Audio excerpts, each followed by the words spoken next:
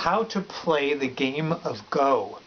I'm Rick, and let me first tell you that this instructional video comes right out of this pamphlet, The Game of Go, which you can download for free at ancientchess.com.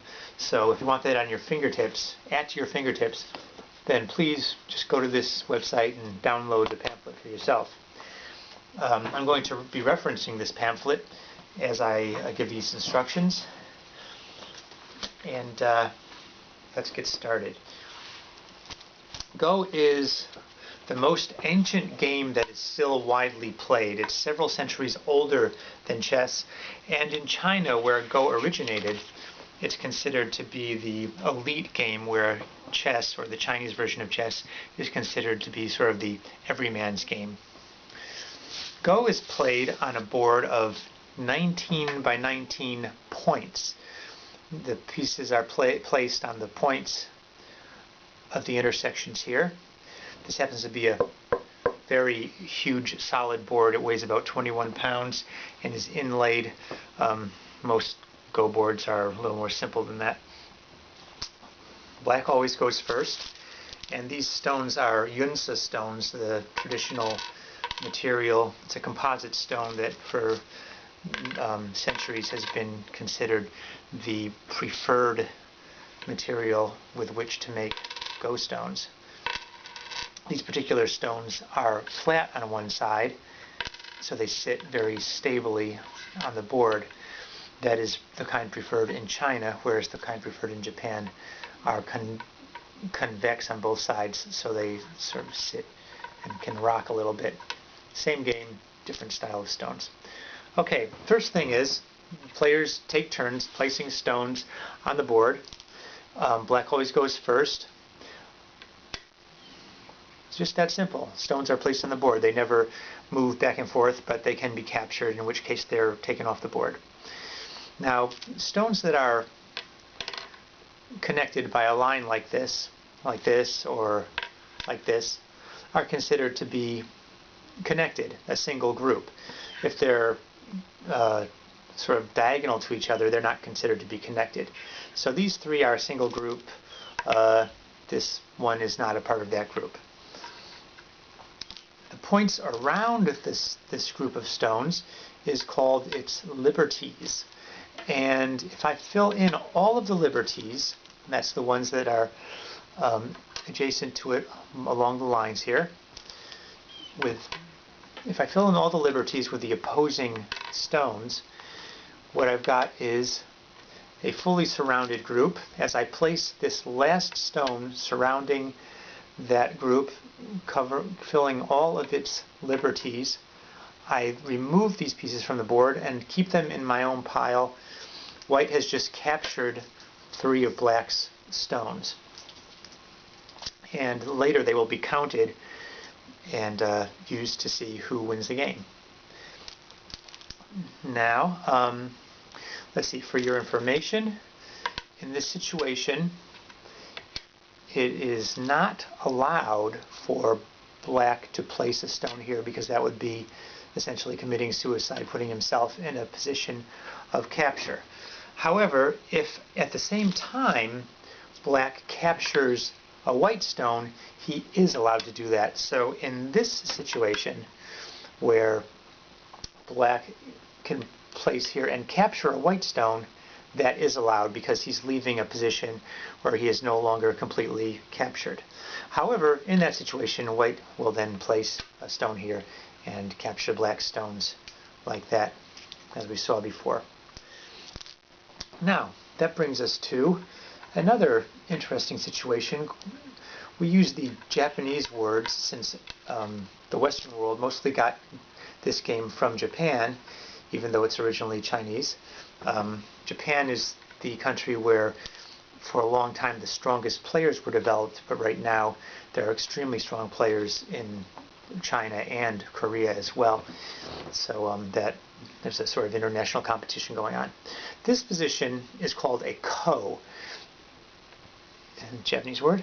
It means eternity. It means it could go on forever. Now, Black played here, he would capture a white stone. If white were allowed to play here, you'd capture the black stone back. However, there's a rule saying that after the first capture,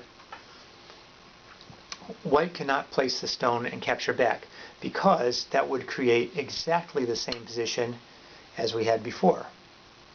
So after the first capture is made, white would have to play somewhere else, cannot make the same position occur. But once white plays somewhere else, then the whole board, the board as a whole, has a different position. So white on the next move could play there. Often though, black will go ahead and fill that in, having that free move to rectify the situation, and the ko no longer exists. A ko can also exist on the edge of the board like this. Oops, let me start it like this. Okay. So in this position, white could play here. Black cannot immediately play back there. Black has to play somewhere else.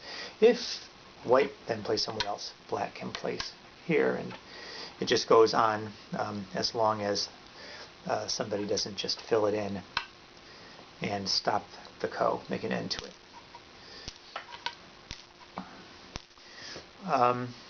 Let's see. In a situation where a formation is surrounded,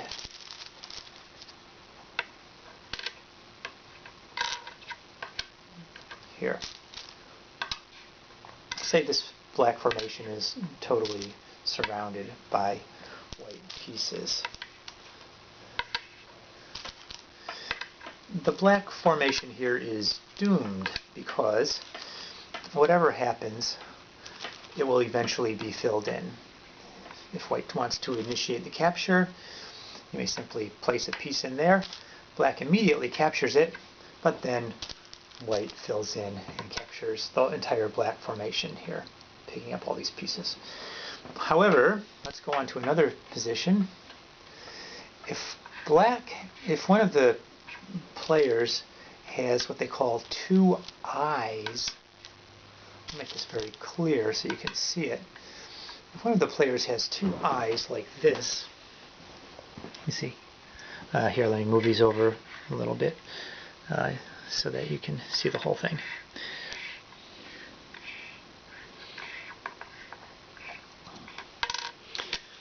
Here you go. I'm just trying to make a position where black has two eyes. This is an eye, and this is an eye. Two empty spaces. Now, there's no way that white can capture, because if white begins that same old trick trying to capture, black can capture the white piece, and then white can never place here because it's not capturing in itself. If white fills in this one, he can still never place the last stone in, because it would be filling, it would not completely surround black because of this hole. So since white can't play both holes at once, this situation is secure for black, and black has established this territory. This territory is understood to be in the possession of black, and the players go on and fight for some other territory somewhere. Okay. Likewise, if there's a position where at any moment black could secure the territory like this, white's not going to challenge this territory, because obviously at any time black could place on one of these points, and thereby creating a position with two eyes in it. And by experience of playing this game and playing with more experienced players, by playing with more experienced players, you will learn that certain positions are challengeable and certain ones are not. I'm just going to show you this in the pamphlet because it's a little much to recreate. But there is a possible situation where neither player can win the territory. This is called a seiki in Japanese.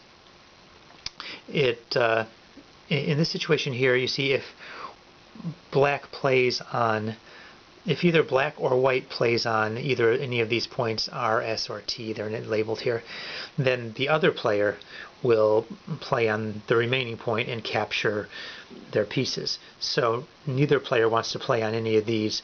This formation has to be considered sort of a draw, and the players go on and play the rest of the board, but just leave the seiki alone. That's just not considered viable.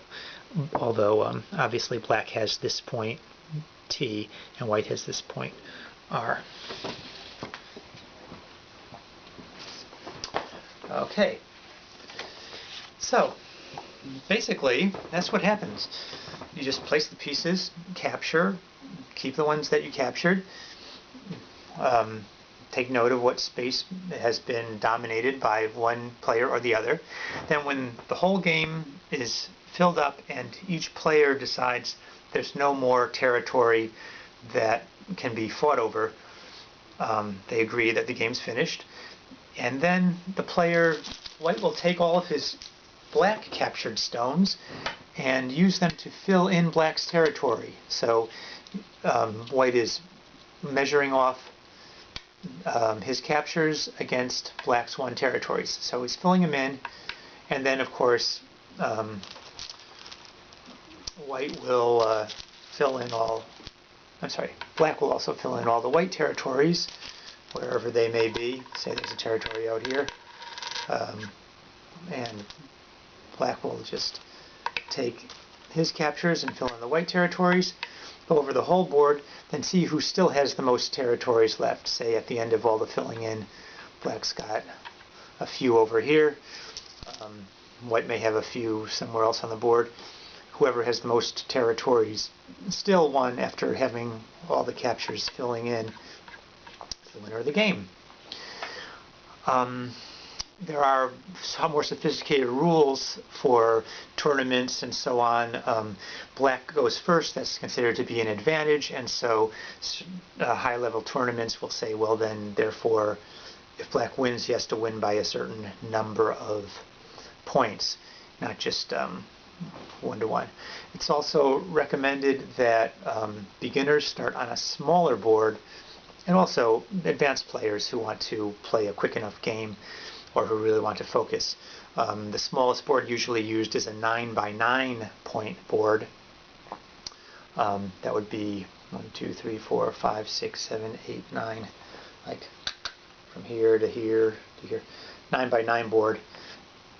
And that gives enough training in all of the basic ways of fighting over territory that's needed to learn the game well.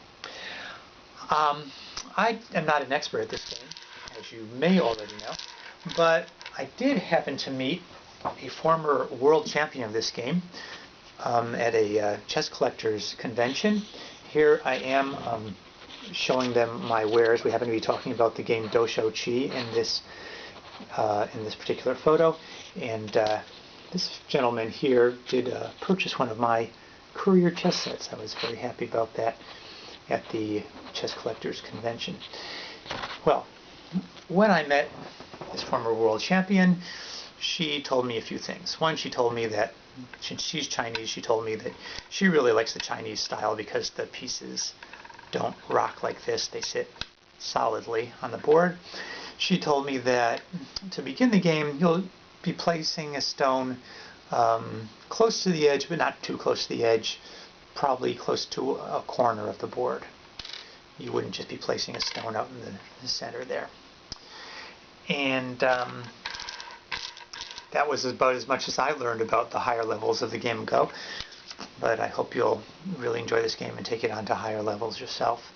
And someday I'll meet you across the Go board when I've studied a little more. One more thing worth mentioning is that there's a handicap system detailed on the back of this pamphlet. The stronger player will often allow the weaker player to start with a few stones already on the board, and there are very specific conventions as to how those stones are placed. If it's just one stone, it goes in the center. If it's just 2 stones, it goes in corners here And here, you can notice these are marked points, like this one here is the best one you can see. Here, here, here. There are 9 points marked around the board. And I won't go through all of them, but up to 9 stones can be handicapped, and there are conventional ways of placing each one. They're basically in symmetrical patterns, so the handicap is evenly distributed across the board. Okay, thanks for learning. Once again, you go to my website, ancientchess.com, download the booklet for free. This is not a form of chess, but it certainly is one of the great world strategy games, and you can get excellent sets like this, also simpler travel sets, and some actually very classy travel sets for sale also on my website. So you've got everything you need if you just go right there. Thanks again. I'm Rick, ancientchess.com.